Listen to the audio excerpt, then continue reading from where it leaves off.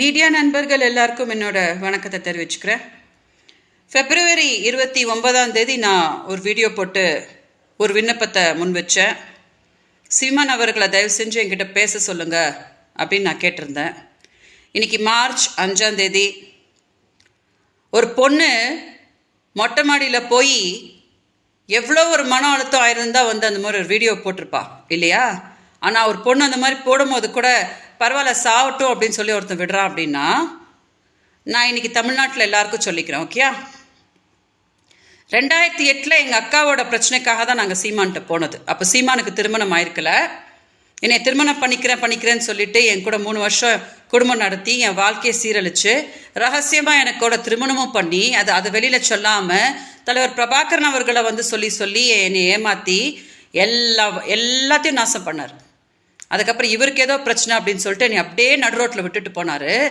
சரி, என்னை வாழ விடுவாரான்னு பார்த்தா தமிழ்நாட்டில் எனக்கு விபச்சாரின்ற பட்டம் கட்டிட்டு என்னை அசிங்கப்படுத்தி யார் உதவி பண்ண வந்தாலும் என்னை கொச்சையாக என்னை பேசி போன வருஷம் மார்ச்சுக்கு சீமானுக்கு வந்தபோது திமுக காரங்க முன்னாடி என் மானம் போது, அதனால அவளை என்னை பற்றி பேச வேணான்னு சொல்லு, நான் அவளை காப்பாத்துறேன்னு சொல்லு, நான் தானே அவளோட புருஷன் அப்படின்னு சொல்லி மாதம் 50,000 ரூபாய் கொடுக்குறேன் அப்படின்னு சொல்லி மதுரை செல்வம் வச்சு டீலிங் பேசி அவர் எல்லாம் சொன்னார்.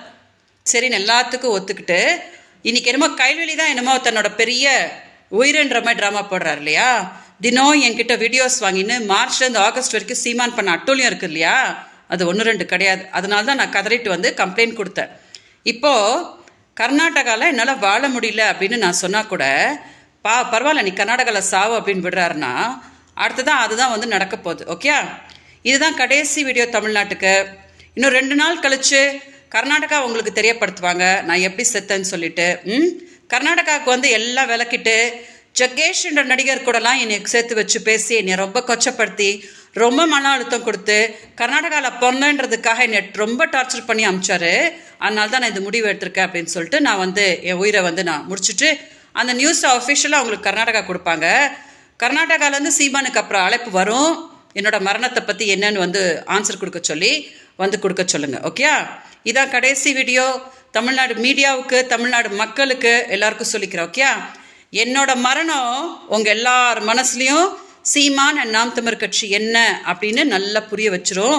அதுக்கப்புறம் அந்த மாதிரி ஒருத்த தமிழ்நாட்டுக்கு வேணுமா வேண்டாமா அப்படின்னு நீங்களே முடிவு பண்ணிக்கோங்க. ஓகே, உங்கள் எல்லாரோட அன்புக்கும் உங்கள் எல்லாரோட ஆதரவுக்கும் வணக்கம் தெரிவிச்சுக்கிறேன். வணக்கம்.